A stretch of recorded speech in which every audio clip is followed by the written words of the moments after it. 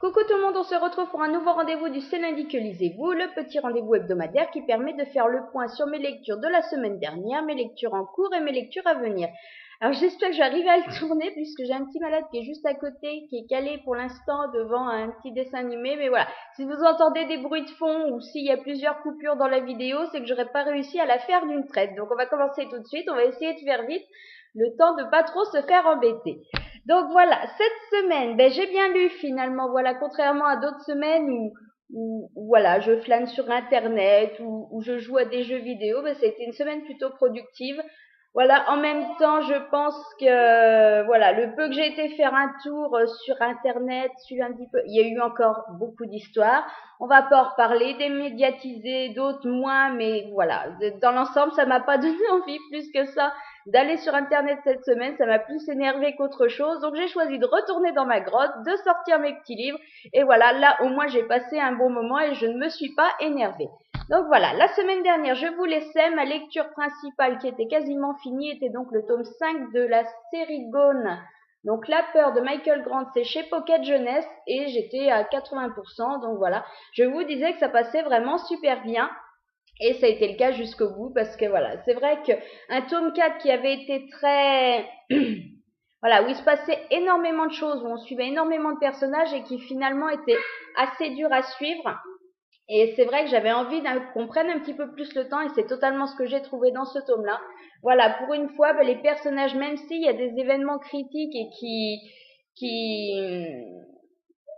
qu'ils sont obligés d'agir assez vite, prennent quand même le temps de réfléchir pas mal, prennent le temps aussi de se poser pour réfléchir sur eux-mêmes, justement, voilà, les changements qui sont intervenus en eux, dans leur caractère, ce qu'ils ont fait depuis que cette zone est donc apparue, et c'est vrai que j'ai totalement apprécié, justement, c'est ce que je voulais après ce récit un petit peu très très actif du tome 4, prendre beaucoup plus le temps, prendre le temps de se poser, tout en continuant à avancer dans l'histoire et qu'il se passe quand même des choses importantes, et ça a totalement été le cas.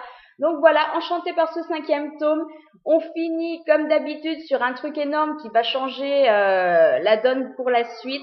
Donc j'ai vraiment hâte de découvrir le tome 6 qui sera le dernier de la saga qui sortira, il me semble, c'est octobre ou novembre, donc fin d'année. Voilà, en tout cas pour l'instant, il y a un énorme potentiel pour ce dernier tome, donc reste juste à voir s'il sera exploité à fond.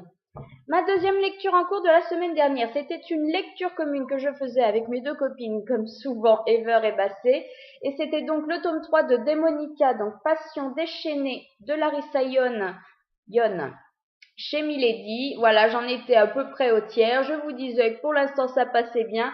J'avais déjà beaucoup de spéculations en début de lecture.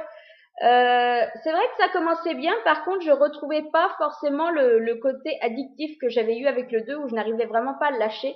Donc je me suis dit que ça pouvait être un bon tome sans être forcément à la hauteur de ce tome 2 et finalement pas du tout, en fait c'est complètement venu d'un coup, voilà, puisque les 70 derniers pourcents je me suis enquillée en même pas 24 heures, voilà, je l'ai repris et c'est vrai que il se passe tellement de choses que finalement on est accroché, les pages se tournent, les chapitres s'enchaînent et très très vite, on arrive à la fin. Alors dans l'ensemble, une très très bonne lecture, j'ai vraiment passé un très très bon moment. Le seul petit truc, c'est que j'ai trouvé qu'à 2-3 niveaux, l'auteur y allait un peu facile, qu'elle aurait pu un petit peu plus se creuser la tête, nous compliquer les choses, mais à côté de ça, elle étoffe encore son univers. Voilà, on a les anges déchus qui apparaissent, une mythologie vraiment propre à Démonica qui s'affine. Voilà, on en apprend un petit peu plus justement sur ce monde et tout, sur ses spécificités, et ça c'est très très bien passé. Voilà, je pensais qu'avec ce tome 3, on bouclerait une sorte de boucle, puisque les 3 premiers tomes donc concernaient les 3 frères qu'on apprenait à découvrir dès le premier tome. Je me suis dit après le 4e, comme ça sera plus un des frangins, c'est vrai qu'on perdra peut-être un petit peu d'intérêt. Voilà, on aura envie de le lire, mais sans non plus être dans l'attente comme c'était le cas avec le tome 2 ou avec le tome 3. Et en fait non, parce que c'est super bien foutu. Le personnage du tome 4, on le découvre justement dans ce tome 3 et ce qu'on nous en montre, moi ça me plaît. Voilà, il a l'air complètement paumé, perdu. Lui non plus, il est pas aidé. Voilà, la situation de base fait que, comme tous les autres, il va quand même en chier. Donc voilà, pour l'instant, voilà. autant le tome 1, j'étais très mitigée sur l'intérêt de la saga. Le tome 2 avait été un énorme coup de cœur. Le tome 3 est très très bien passé, bon, sans atteindre le coup de cœur non plus. Et le 4, j'ai envie de le découvrir. Donc voilà, pour l'instant, rien à redire. Et j'ai vraiment hâte que le tome 4 sorte pour me le procurer et le lire très vite. Ensuite, j'avais prévu de lire, donc j'avais prévu 2 autres livres, Time Riders 3 et Juliette Forever. Et puis finalement, il y a eu du petit changement entre-temps. Ce qui est sûr, c'est que j'ai sorti celui-ci, donc Time Riders 3, Code Apocalypse, donc d'Alex Caro chez Nathan. Voilà, parce que je voulais le sortir, vu que le tome 4, justement, va arriver bientôt en librairie. Je me suis dit que c'était justement l'occasion de pas trop traîner, de pas prendre trop de retard dans la série. Chérie, tu te calmes, s'il te plaît? Assis-toi. Chérie. Chut, chut, s'il te plaît. Donc voilà, c'était l'occasion de le sortir. Et voilà, surtout que l'époque Robin des Bois, le roi Richard, j'avais vraiment envie, voilà, après les dinosaures, après Hitler, c'est vrai que c'était une période qui me parlait bien. Donc il y avait vraiment une bonne base pour un très bon livre. Et encore une fois, c'est très très bien passé. Donc on n'est pas dans le coup de cœur. Maintenant, c'était une lecture très agréable. Pareil, des chapitres toujours aussi courts. Donc ce qui fait que vraiment on apprécie, on se retrouve pas avec des chapitres de 50 pages, non, en général c'est 4-5 pages, donc c'est vrai qu'on peut choisir d'en lire 2, 3 ou un peu plus, mais la lecture est toujours agréable.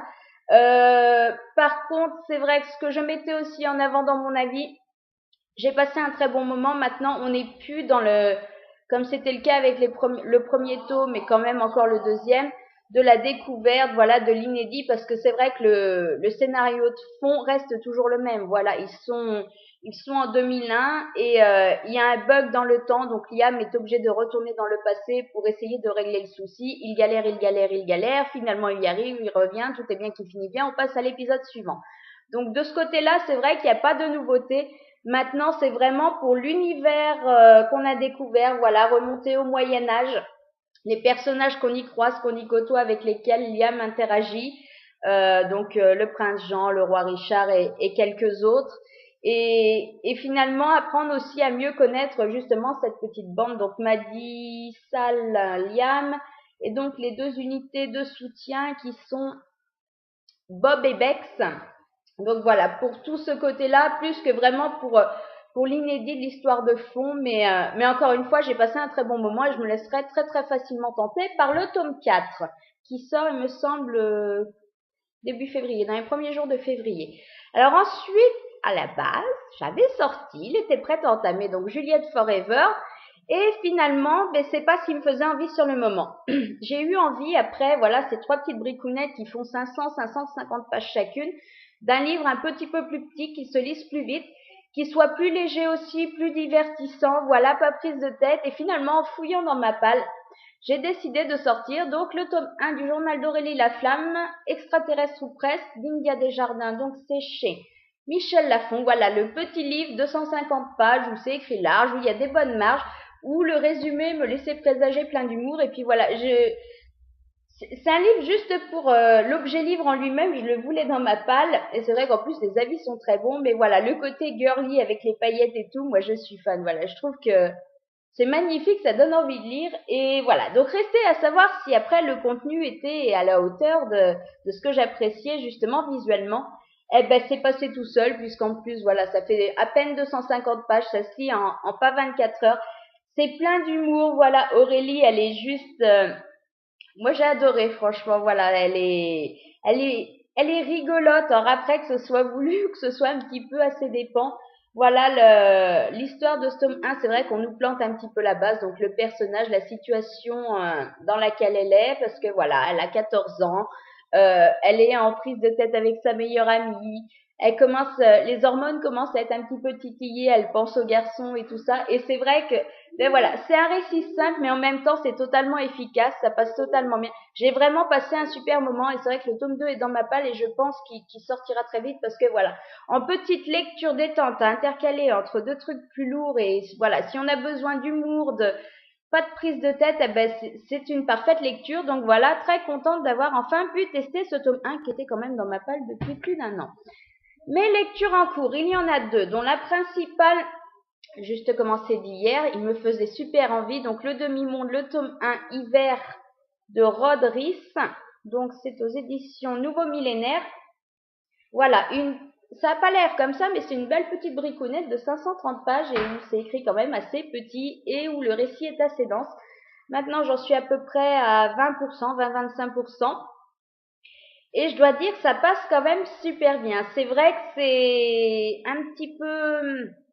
C'est un récit qui est quand même assez dense. Je sais que, voilà, pour placer un petit peu l'histoire, donc on est pas tellement éloigné de ça dans le temps. Je crois bien qu'on est en 2018, voilà. Et donc, a été créée une espèce de simulation, donc le demi-monde, dans lequel c'est un univers un petit peu apocalyptique. Alors à la base, je crois que c'est pour entraîner les soldats, voilà, pour les entraîner au conflit, au machin, hein. Donc ce demi-monde dans lequel en plus on a replacé les pires personnages de l'histoire. Donc on a Hitler et Nico, voilà. Et c'est vrai que il se retrouve que la fille du président se retrouve coincée donc dans ce demi-monde, donc il va falloir envoyer quelqu'un pour la secourir, qu'on peut pas envoyer n'importe qui. Donc il y a une espèce de casting et puis on va suivre donc Ella qui va se trouver un petit peu castée pour rejoindre ce demi-monde et essayer d'aller porter assistance à Norma. À la sortir de là, voilà, c'est pas évident. Donc c'est vrai que là, au bout de 100 pages, on m'a planté la base, l'histoire commence, mais ça commence quand même tout doucement. Par contre, c'est très très dense au niveau du récit. C'est pas forcément évident au début puisque on alterne en fait les chapitres, un qui se passe dans le demi-monde et un dans le monde réel. À chaque nouveau chapitre, donc on nous donne un petit peu les bases, les règles qui régissent donc le demi-monde. Donc c'est vrai que ça commence, je sais pas si vous voyez, voilà, à chaque fois en fait on a une petite bricounette qui explique un peu et c'est vrai que c'est pas forcément évident à comprendre. Maintenant comme d'autres livres, je pense qu'il faut le lire, faut le prendre. Ce qu'on arrive à retenir, ben voilà, on fait avec. Ce qu'on a un petit peu plus de mal, faut passer un petit peu outre parce que finalement plus on avance dans la lecture, plus c'est expliqué et plus ça nous paraît logique. Donc voilà. Pour l'instant, ça passe quand même vraiment super bien. Autant on n'avance pas tellement que ça parce que voilà, comme je vous dis, récit très dense, écriture très compacte, tout ça, il y a quand même assez peu de dialogue. Mais voilà, pour l'instant, je passe vraiment un super moment. Donc de toute façon, je réserve mon avis final pour la semaine prochaine. Voilà, mais sans souci, ça se laisse lire et c'est vraiment pour l'instant une très agréable découverte. Ma deuxième lecture en cours, c'est une lecture commune. Voilà, on se relance un petit peu avec les filles. C'est vrai que on aimait bien se faire des petits moments de partage avec des lectures qui nous faisaient envie. Et là, bon voilà, bonne résolution 2013. On relance un petit peu ça. Donc on a décidé, après Démonica 3, de se sortir cette semaine le tome 1 de Night School de C.J. Doherty. Donc c'est dans la collection R de chez Robert Laffont.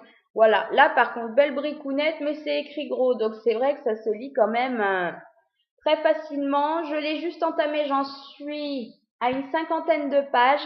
Et pour l'instant, c'est vrai que ça passe bien. Donc, on vient de rencontrer Ali qui est un petit peu en rébellion, voilà, face à ses parents, qui fait un petit peu sa crise d'adolescence finalement, comme tout le monde, en quand même bien costaud. Et c'est vrai que les parents en ont un peu marre, donc viennent de décider de l'envoyer dans une école privée et elle est pas forcément emballée comme on le serait tous, hein. Et donc bon là c'est vrai qu'au bout de 50 pages elle est arrivée là-bas, elle fait un petit peu la connaissance du lieu et des autres élèves. Bon pour l'instant ça passe bien, c'est vrai que c'est un récit qui se lit bien. Maintenant j'ai pas spécialement d'avis, surtout que voilà pour l'instant tout ce qu'elle a rencontré c'est ces deux pauvres garces qui la prennent un petit peu de haut et puis qui sont hautaines au possible. Donc voilà, j'ai hâte de continuer pour voir justement, pour en découvrir un peu plus et voilà, et voir les particularités. Parce que pour une fois, j'ai relu le résumé avant, donc je sais un petit peu à quoi m'attendre, mais enfin en même temps, c'est pas forcément, voilà. Des fois, ça nous plante bien ce qu'on va trouver, puis d'autres fois, pas du tout, ça nous induit totalement en erreur, donc hâte de m'y replonger. Mes lectures à venir, comme j'ai deux grosses bricounettes, je n'en ai prévu qu'une et puis une pas trop grosse de préférence. Donc normalement ensuite je sortirai Cinder, donc le tome 1 de la série, saga, trilogie, je ne sais pas, Chronique lunaire, donc de Marissa Meyers. Donc ça sera chez Pocket Jeunesse puisque ça sort le 7 mars prochain. Voilà, ben là un petit peu monde dystopique il me semble. Donc voilà, pour l'instant c'est vrai que je l'avais vu, je l'avais repéré, il me faisait tant casser envie en VO, il va sortir en VF, j'ai la chance de l'avoir, donc j'ai vraiment envie de tester, surtout que pour l'instant tous les avis sont quand même assez positifs, voilà, dans l'ensemble. Donc, j'ai vraiment hâte de découvrir ce que ça donne. Voilà pour mon petit bilan de la semaine. Bon, ça va. Il y a eu du bruit de fond, mais il est resté à peu près tranquille. En attendant, ben, je vais pas vous déranger plus longtemps. Je pense qu'il y aura pas in my mailbox en fin de semaine parce que voilà, j'ai pas forcément de quoi le remplir. Je crois bien que j'ai été super raisonnable. Là, en 15 jours, je dois avoir 2 ou 3 livres seulement qui ont rejoint ma palle. Donc, je pense que ça peut attendre encore un peu. En attendant, je veux vous souhaiter une bonne semaine et je vous dis de toute façon, ben, lundi prochain pour un nouveau point.